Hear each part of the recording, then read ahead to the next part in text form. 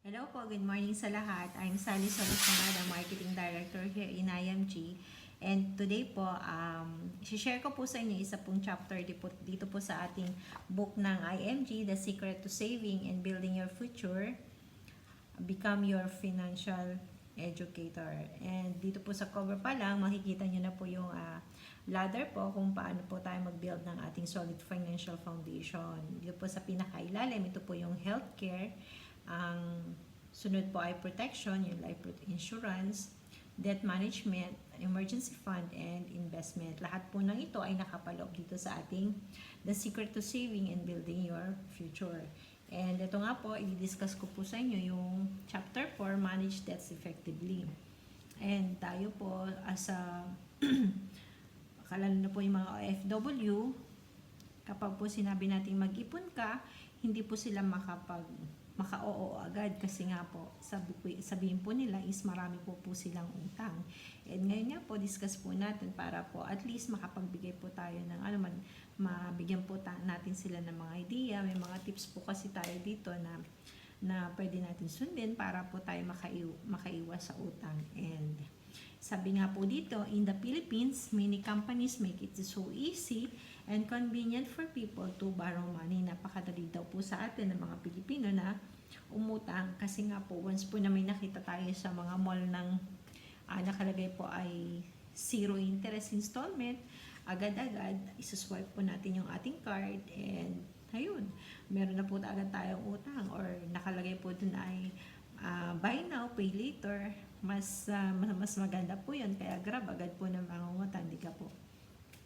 And katulad po din po sa pagbili ng mga sasakyan, minsan po sabi ay no down payment or very low down payment or magbabayad na ng certain amount tapos yung the rest ay magiging car loan na po. So, yung iba po napaka-tempting po. So, marami po yung sa pagkakautang. And sabi nga po dito sa ating libro, there is a good debts versus bad debts. Kung tayo po ay may utang, isa po sa dapat nating itanong is, yan bang uutangin natin is good or bad? And the good news is, hindi naman lahat ng utang is bad. Kasi nga po, meron po tayong tinatawag na good debts and bad debts. Yung bad debts po, there are credit cards, debts, or loans that have no potential return on your money. Hindi po nag-exert ng income yon, hindi po bumabalik sa atin. Kumbaga, yun po yung mga tawag doon, ginagamit yung ating yung halimbawa po katulad ng sa mga halimbawa magbabakasyon tayo, mangungutang po tayo para sa bakasyon. So, hindi po wala pong babalik sa atin noon or yung mga pagbili po natin na kaya po tayo mangungutang is pambili po natin ng ating mga gadgets, mga telephone. So, hindi po siya nag-exert ng income.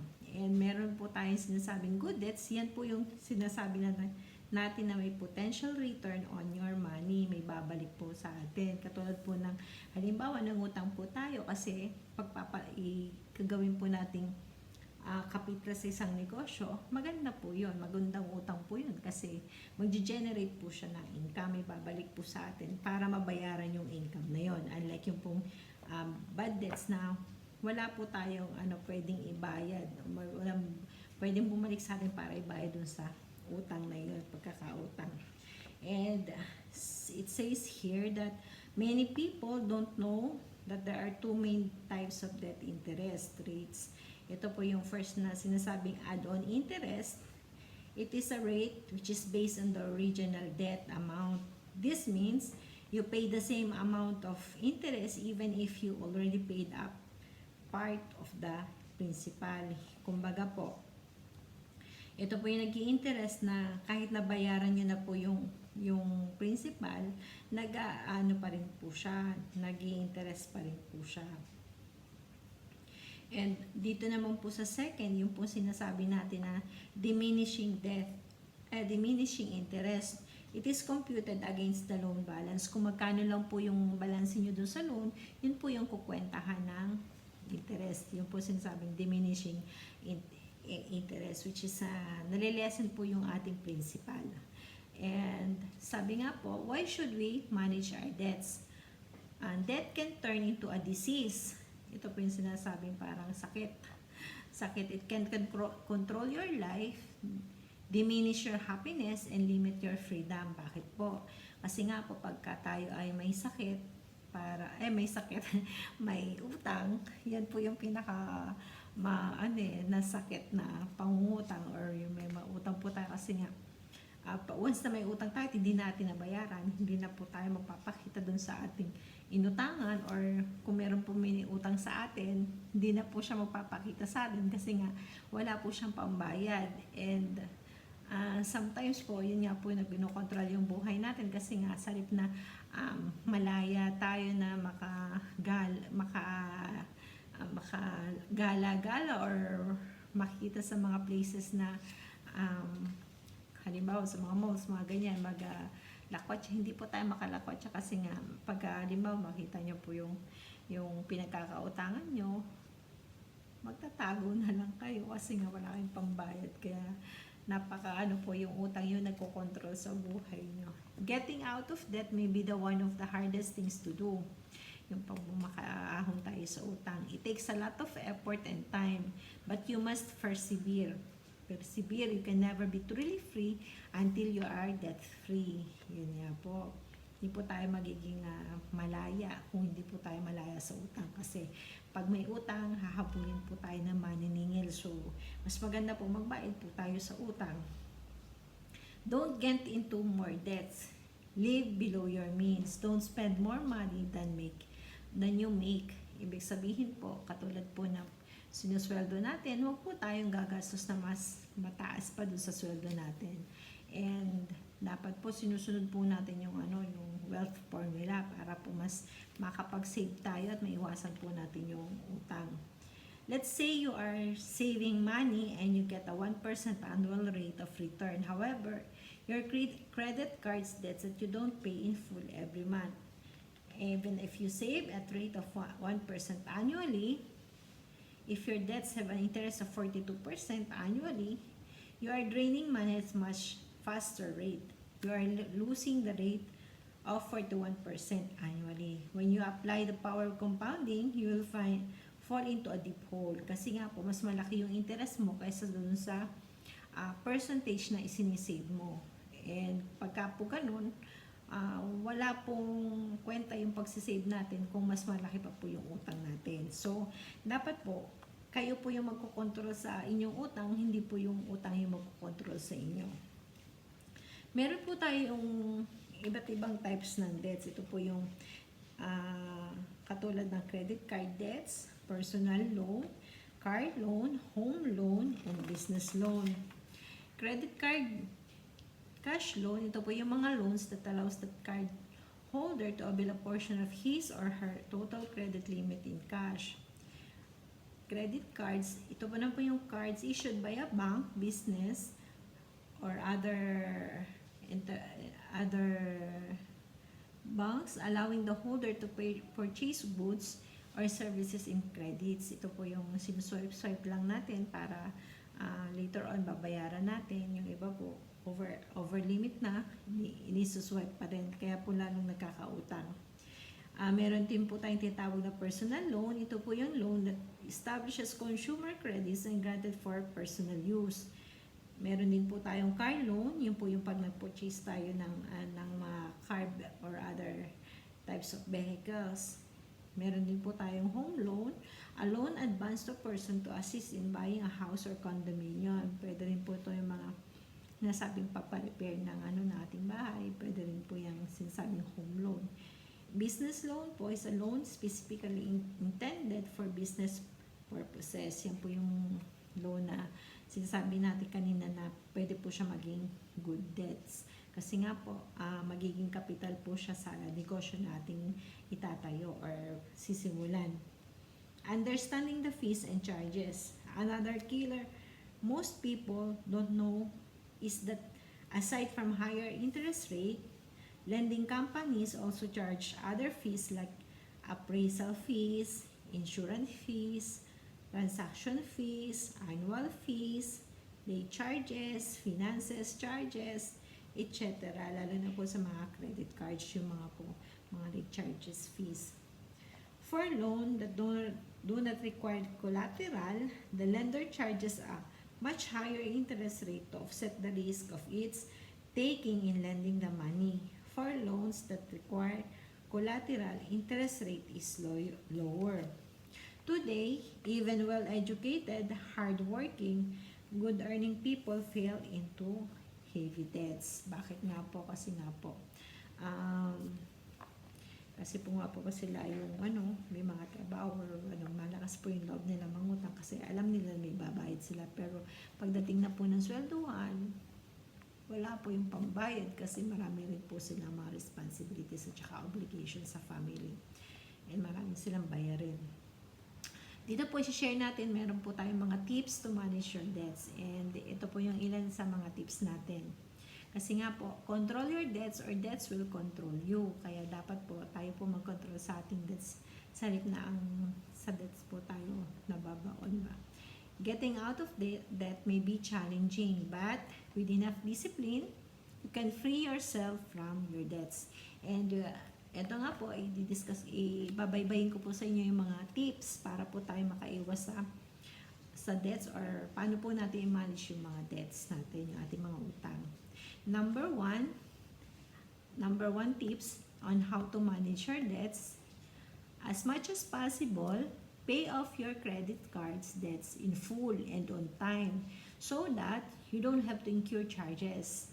Mas maganda po na kung merong pera din lang po tayo, yung pong na-swipe po natin sa credit cards, bayaran po natin ang buo para hindi po tayo ma-charge.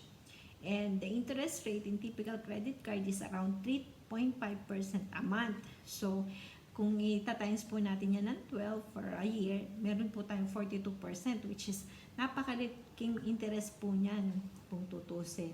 Para di na po tayo mababaon pag hindi po natin mabayaran. Lalo pong lalaki yung interest niya. So, hanggat may pera po tayo, bayaran na po natin in full para wala po mag-interest dun sa ating pera. And number 2, don't get into more debts, live below your means, and don't spend more than you make. Ito nga po yung sinasabi natin na kung magkano lang po yung sweldo natin or kung magkano lang po yung nakaset po natin na budget para sa expenses, yun lang po yung ating gagastusin. Huwag po tayong gumastos na mas malaki pa po dun sa budget natin kasi yan po yung maglilid sa atin para po tayo mangutang. And number 3, use cash or debit cards. If you have 5 credit cards, cut up the 3 cards and retain only 1 or 2 cards which will use for convenience purposes. Mas maganda po na may nakaset aside po tayong cash na dadalhin or mga debit cards para po yun po yung gagamitin natin para hindi po tayo swipe po sa mga credit cards. And number 4 tips, spend on necessities, not luxuries, but only what is necessary like food, insurance, and utilities. Cut out unnecessary expenses katulad po ng mga cable TV and high-end gadgets. Change the habit of spending to habit of saving. Yan po yung tinuturo natin dito sa IMG na ang gastusan lang po natin yung mga necessities lang po. Huwag po tayong gumastos ng mga para lang sa luxuries kasi nga po, dyan po tayo mababaw sa utang. Kung hindi rin po naman natin kailangan bumili ng bagong damit, huwag po tayong bumili kasi nga lang added gastos lang po yan. Kasi sa dami ng damit mo, hindi mo naman lahat nasusuot. So, why you need to buy a new one, diga po? And minsan po, hindi naman po it's okay po na bumili na hindi branded na damit since hindi naman po yan titingnan ng ating mga nakakita sa atin ng lubang tatak niya or whatever. Nasa pagdadala lang po yan. Kahit po mumurahin ng damit nyo, basta maayos po kayo magdala para na rin po tayo nakasuot ng original. So, mas maganda po yung limitahan natin ng paggastos, lalo po sa mga luxuries. Dapat po mga necessities lang. And number 5 tips po to manage our debt is make a list of all your debts and pay them off one at a time. Pick the easy, low balance, high interest debt first and eliminate it. So, ilista po lahat natin yung mga pinagkakautangan natin, yung mga utang po natin. And tingnan po natin yung mga kung magkano po ang interest ng bawat isa. And piliin po natin yung mababa lang po yung interest, yung po yung bayaran natin para yung focus na lang po natin sa susunod, yung po mataas na interest, mas mabayaran po natin na maaga. And number 6, tips po para po dito sa ating how to manage debts effectively is ito po, increase cash flow to fast track debt payment. Change the habit of borrowing to the habit of increasing cash flow. Ito po yon. Mas maganda po kung talaga wala po tayong budget para sa sa mga expenses, sa mga other expenses, mag-increase po tayo ng cash flow. Kasi hindi po solusyon yung para mo mabili ang isang bagay is to make utang. Dapat po mag-add po tayo ng extra income sa mga extra time po natin. And dito po sa IMG, tinuturo po yan. Ito pong pag-increase po ng ating cash flow.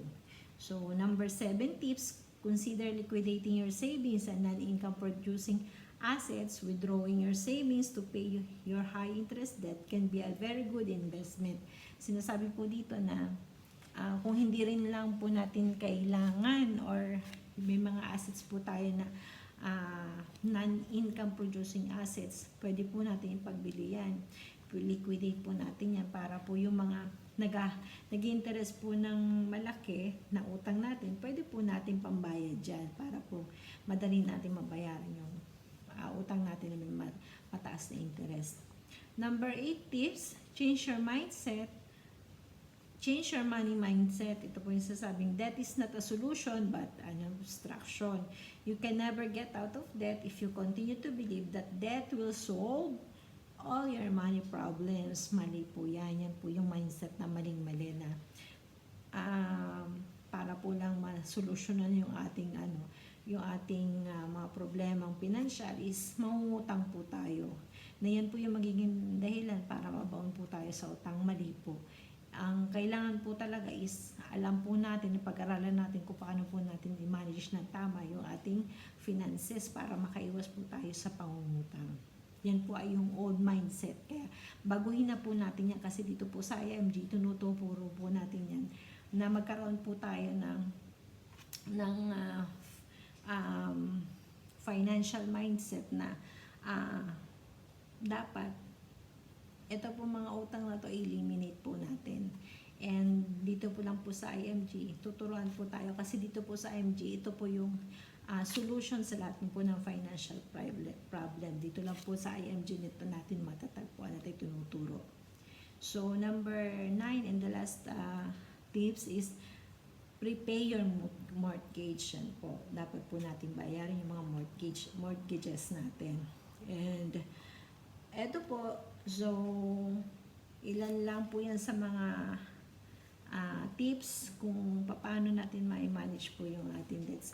Lagi po nating tatandaan, hindi porke kailangan porke gusto natin, kailangan na po nating bilhin. Lalo na po wala tayong pong budget, wala po tayong extra pera para po bumili ng isang bagay na yan. Lagi po natin tandaan, kailangan po ba natin yan? Need po ba talagang bilhin? Yan po yung mga questions na dapat nating itanong sa ating sarili. Hindi yung kaya lang po natin bibilhin, is gustuhan natin or whatever.